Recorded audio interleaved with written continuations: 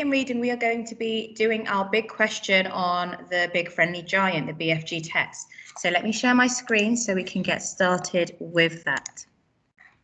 Okay, so your first activity is to order these following events. So I'm going to read them to you, and then I want you to pause the video to order these events. So, Sophie decided to get out of bed and close the curtains. Sophie leaned out of her window.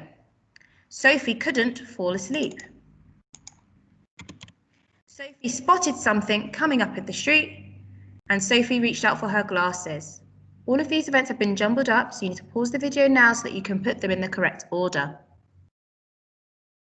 Fantastic, you should have done that by now. So here is the correct order. This was number 3, so let's get all of them up. So Sophie couldn't fall asleep.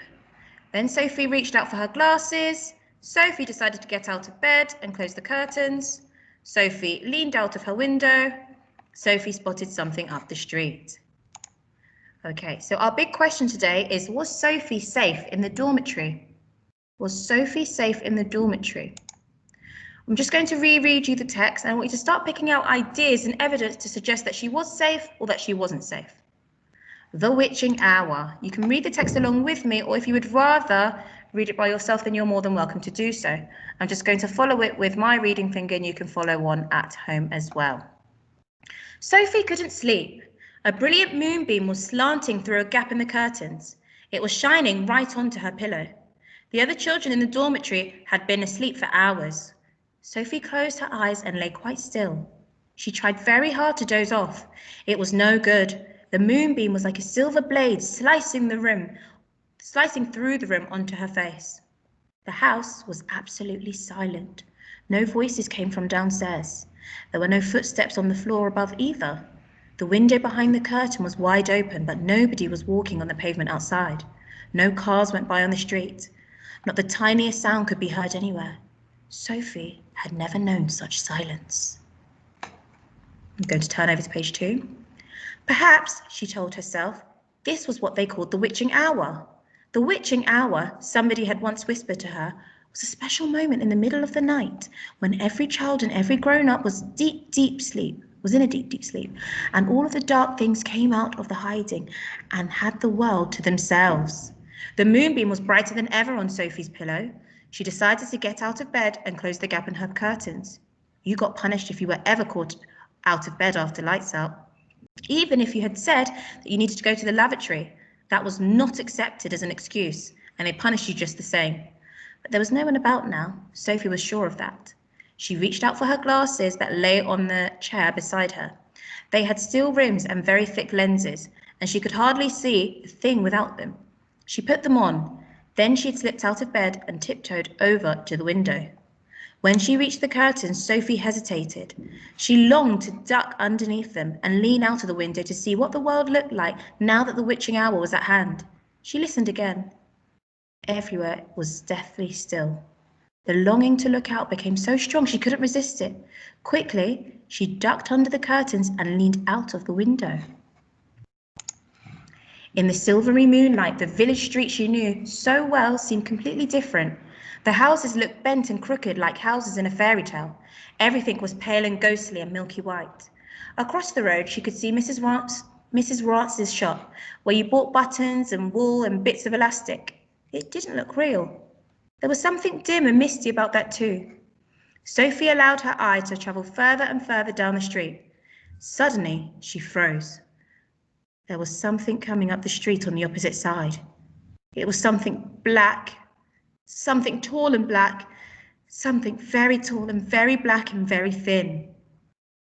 Fantastic, okay. I've just realized actually the order of this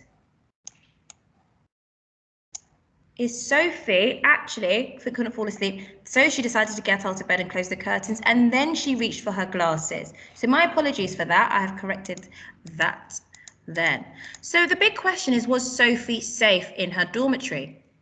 Before I show you some of my ideas, I would really like it if you could actually come up with some ideas to suggest that Sophie was safe in her dormitory or that Sophie wasn't safe in her dormitory first. So pause the video now to come up with your own ideas. Great. Hopefully you've thought of a few. If you haven't, here are some more for you. An idea to suggest that Sophie was safe is that there were other children in the dorm, so she wasn't alone. Also, the house is silent, as shown by how there are no footsteps. This means that you can hear anything coming. So if she was in danger, she would at least hear it coming. So those are my ideas for that Sophie was safe. On the other side, to suggest that Sophie wasn't safe, the window is open and anything could come through an open window.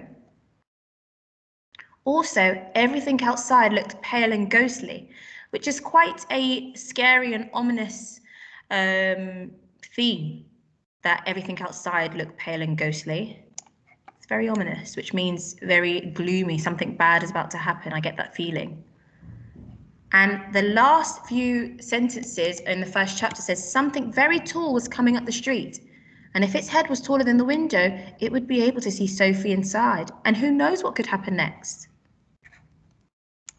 Okay, so now what I'm going to do is I am going to model how to write up my big question.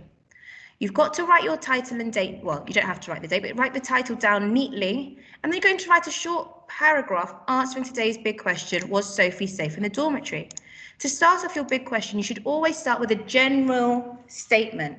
So I'm going to say, in my opinion, I believe that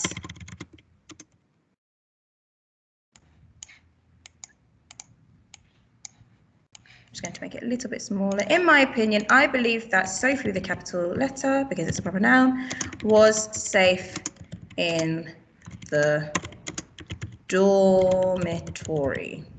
Full stop. And now I'm going to give reasons why. So, although, in fact, I'm not going to start with although, I'm going to go back to my point. So it says there were other children in the dorm. Sophie, not alone in the dormitory. The text references other children also being present. And I'm going to say, although they were sleeping. Nevertheless, Sophie, capital letter, could, a comma after, nevertheless, Sophie could always run and ask for help if she felt as though she was in trouble. Full stop. I'm going to add another point, so I'm going to use a sentence starter to help me add another point. I'm going to say, additionally, the moon was shining bright in Sophie's room, which meant that she would be able to see anything entering her open window. I'm just going to say, I know this because the Paul talks about the moonbeam light, a silvery light. Full stop. Okay, so it doesn't have to be a long paragraph, but you do want to have 2 or 3 points which are explained in detail. So I'm just going to read out mine to you. In my opinion, I believe that Sophie was safe in the dormitory. Sophie was not alone in the dormitory. The text references other children also being present, although they were sleeping. Nevertheless, Sophie could always run and ask for help if she felt as though she was in trouble. Additionally, the moon was shining bright in Sophie's room, which meant that she would be able to see anything entering her open window. I know this because the text talks about the moonbeam as a silvery light. Okay, so that is my example of writing up the big question. What I want you to do is I want you to decide which side of the argument you agree with. Do you think that Sophie was safe in her dormitory, or do you think that Sophie was not safe in the dormitory? And you are going to write up your own paragraph detailed with 2 or 3 points, just explaining why. Be sure to upload your work onto Seesaw. You can also record your video if you, instead of writing it down. I don't mind which one you do. Okay? I hope you enjoyed that. Looking forward to seeing your work. Goodbye, everybody.